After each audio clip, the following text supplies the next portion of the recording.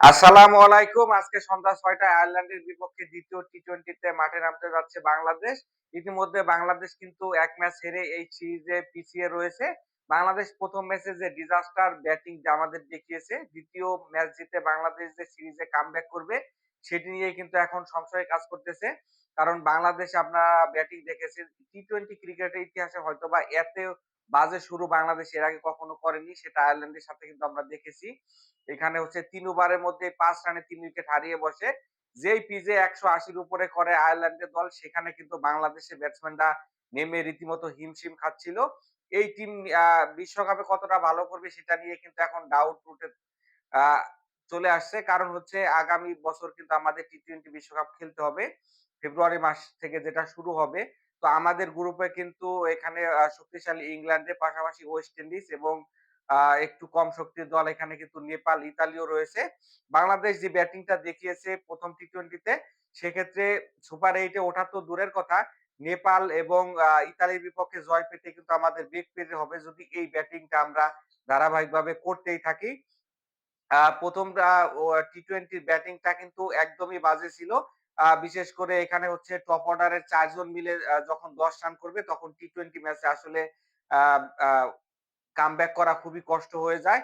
যেখানে আমরা দেখেছি শেষ পর্যন্ত তাহিদ হৃদয়ের ভালো একটা ৮৩ রানের ইনিংস সত্ত্বেও কিন্তু বাংলাদেশ ওই ম্যাচটা হেরে গেছে। হয়তোবা তাহিদ হৃদয় না থাকলে বাংলাদেশের হারের পরিমাণটা আরো বাড়তে পারত।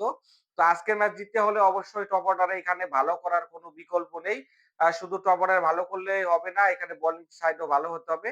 গত ম্যাচে কিন্তু শরীফুল ইসলাম অনেক রান কনসিড করেছে। নাসুম আহমেদও ৪০ এর কাছাকাছি রান দিয়ে কোনো উইকেট পাননি। যেখানে হামফ্রিজ নতুন একজন ইয়াং স্টার আয়ারল্যান্ডের ৪ উইকেট নিয়ে গেছেন মাত্র ১৩ রানে। সেখানে নাসুম আহমেদের মতো একজন পরীক্ষিত বোলার কিন্তু কোনো উইকেট পাননি। এটা কিন্তু একটা ভাবনার বিষয়। পাশাপাশি এখানে শরীফুল ইসলামও অনেক রান দিয়েছে এবং একই সাথে তানজিম হাসান ভালো করলেও শেষের ওভারে ১৭ রান দিয়েছে।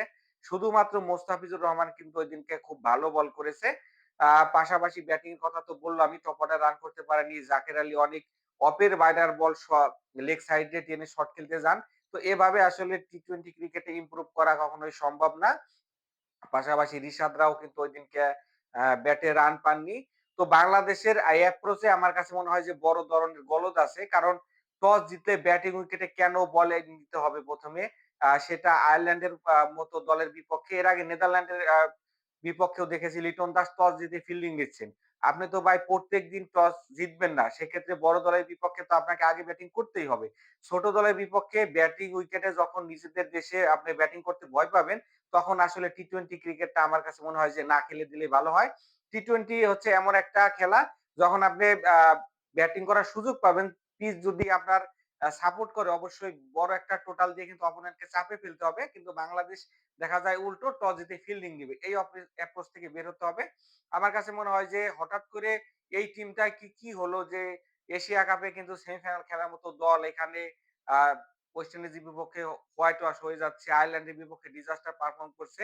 যেখানে এখানে এশিয়া কাপে কিন্তু আমরা শ্রীলঙ্কা, আফগানিস্তানকে হারিয়ে ফাইনালে প্রায় চলে গিয়েছিলাম। যেখানে পাকিস্তানের বিপক্ষে কিন্তু ওই ম্যাচটাতে ডিজাস্টার ব্যাটিং এর কারণে হেরে যায়। এরপরে আফগানিস্তানের সাথে কিন্তু ৩-০ ব্যবধানে এখানে বাংলাদেশ জিতে যায় এর মাঠে। ওটাও কিন্তু কম কথা না। কারণ আফগানিস্তান বর্তমানে টি-২০ তে কিন্তু ভালো শক্তিশালী একটা সাইড।